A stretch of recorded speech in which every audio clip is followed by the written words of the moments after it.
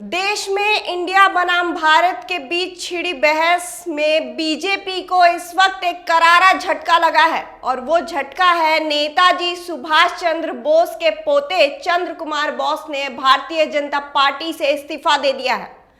सुभाष चंद्र बोस के पोते ने अपने त्यागपत्र में कहा कि वह बीजेपी छोड़ रहे हैं क्योंकि उन्हें नेताजी की समावेशी विचारधारा का प्रचार करने की अनुमति नहीं दी जा रही है और उन्हें पार्टी के नेतृत्व द्वारा उन्हें दरकिनार भी किया जा रहा है। बता दें कि सुभाष चंद्र बोस के पोते करीब 7 साल पहले 25 जनवरी 2016 को बीजेपी में शामिल हुए थे। बीजेपी अध्यक्ष अमित शाह ने कोलकाता की एक रैली में चंद्र बोस को पार्टी में शामिल करने की औपचारिकता पूरी की थी। बीजेपी में शामिल होने से पहले चंद्र बोस पीएम मोदी से कई बार मुलाकात कर चुके थे। इतना ही नहीं, उन्होंने नेताजी की मौत से जुड़ी कई फाइलें सार्वजनिक करने के लिए पीएम मोदी की कोशिश की खुलकर तारीफ की थी। लेकिन आपको बता दें कि बोस के इस्तीफा देने से पहले उनका एक बयान भी सामने आया था जिसमें उन्होंने इंडिया बनाम भारत के मुद्दे पर अपनी राय रखी। चंद्र बोस ने कहा कि इसका नाम बदलने की जरूरत नहीं थी, यानी इंडिया का नाम।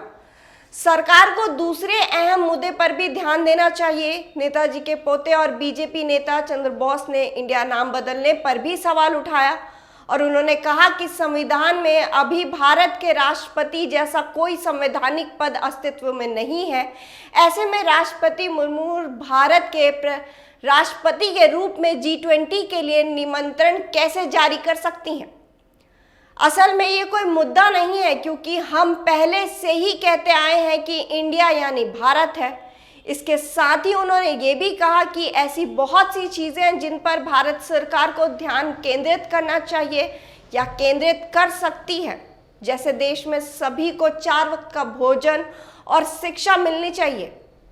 हालांकि इसके लिए हमें इंतज़ार करना पड़ सकता है। अगर ऐसा करना भी है तो इसके लिए एक रास्ता और एक प्रतिक्रिया होनी चाहिए। यहाँ तक कि 140 करोड़ लोगों का फीडबैक लिया जाना चाहिए।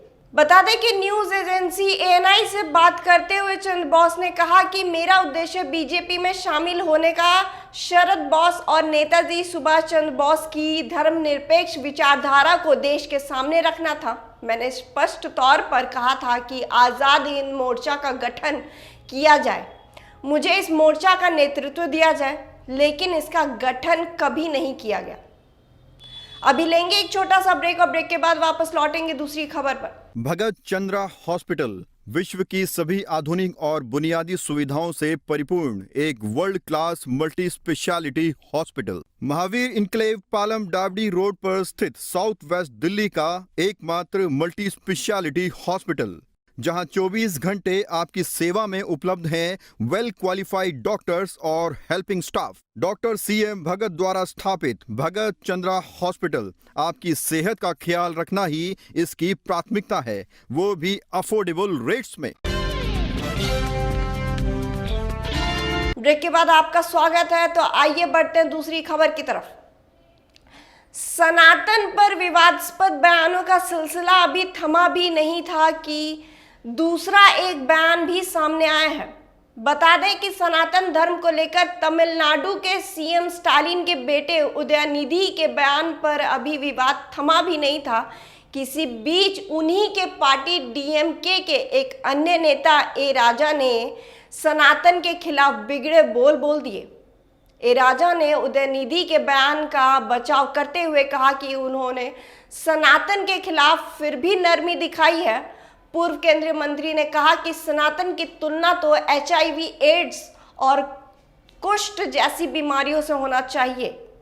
और इतना ही नहीं, उधर बिहार के सत्ताधारी गठबंधन में शामिल RJD के नेता जगदानंद का भी बयान सामने आया, जहां वो कह रहे हैं कि तिलक लगाकर घूमने वालों ने भारत को गुलाम बनाया है, देश में मंदिर बनाने से काम नहीं चलेगा। दरअसल इससे पहले उदयनिधि स्टालिन ने सनातन की तुलना डेंगू मलेरिया से की थी। उन्होंने कहा था कि सनातन का सिर्फ विरोध नहीं किया जाना चाहिए बल्कि इसे खत्म कर देना चाहिए। उदयनिधि के इस बयान पर देश भर में सियासी बवाल मच गया। बीजेपी उदयनिधि के बयान को लेकर विपक्ष गठबंधन इंडिया पर निशाना साधने लगी। बता दें कि उदयनिधि पिछले दिनों सनातन उन्मूलन सम्मेलन शामिल होने पहुंचे थे। यहां उन्होंने कहा था कि सनातन धर्म सामाजिक न्याय और समानता के खिलाफ है। कुछ चीजों का विरोध नहीं किया जा सकता, उन्हें खत्म कर देना चाहिए। हम डेंगू, मच्छर, मलेरिया या कोरोना का विरोध नहीं कर सकते, हमें इसे मिटाना है। इसी तरह से हमें सनातन को भी मिटाना है। उदयनिधि के इस बयान के बाद प्रधानमंत्री नरेंद्र मोदी ने बुधवार को मंत्रियों के साथ बैठक की। इस दौरान पीएम मोदी ने एनडीए के मंत्रियों से कहा कि सनातन धर्म पर उदयनिधि के बयान का सही जवाब दिया जाए। इसी के साथ पीएम मोदी ने मंत्रियों से ये भी कहा कि वे इंडिया बनाम भारत के विवाद में बयानबाजी ना करें। फिलहाल इस खबर में इतना ही। देश और दुनिया की तमाम खबरों के लिए आप बने रहिए हमारे साथ और देखते रहिए इंडिया टाइम 24 न्यूज। खबरों से खबरदार रहने के लिए चैनल को सब्सक्राइब करें और प्रेस करें बेल आइकन।